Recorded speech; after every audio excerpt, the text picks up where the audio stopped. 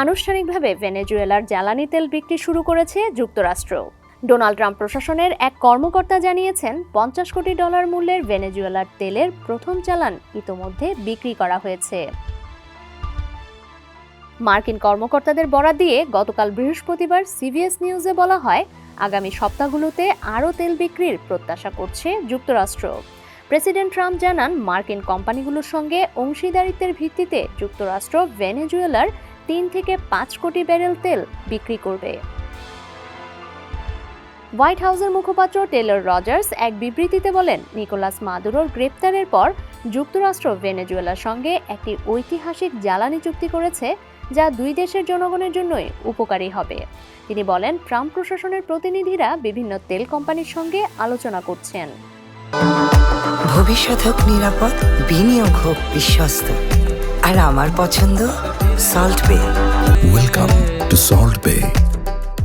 Rogers জানান, সংশ্লিষ্ট তেল কোম্পানিগুলো ভেনেজুয়েলার তেল অবকাঠামো পুনর্গঠনে বিনিয়োগ করতে আগ্রহী। তাদের মতে, দীর্ঘদিনের অব্যবস্থাপনার কারণে দেশটির জ্বালানি খাত সংস্কারের বড় সুযোগ তৈরি হয়েছে।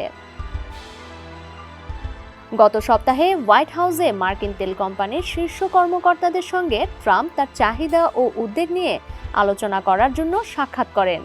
ওই বৈঠকে white house lakh lakh barrel অনুমোদিত ভেনেজুয়েলার তেল বিক্রি করার ও আইন নিয়ন্ত্রণের একটি কৌশল উপস্থাপন করে। হোয়াইট হাউস জানিয়েছে, ওই তেল বিক্রি থেকে প্রাপ্ত অর্থ ভেনেজুয়েলা সংশ্লিষ্ট মার্কিন কোম্পানি ও মার্কিন সরকারের মধ্যে ভাগ করা হবে।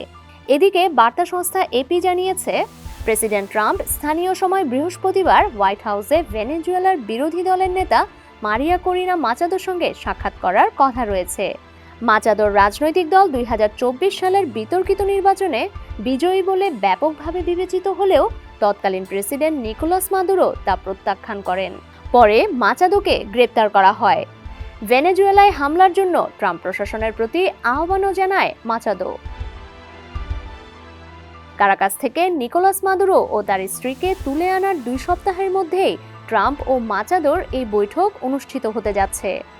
এর আগে ট্রাম্প ভেনেজুয়েলার নেতৃত্ব দেওয়ার জন্য মাচাদোর পর্যাপ্ত গ্রহণযোগ্যতা নেই বলে বর্ণনা করেছিলেন।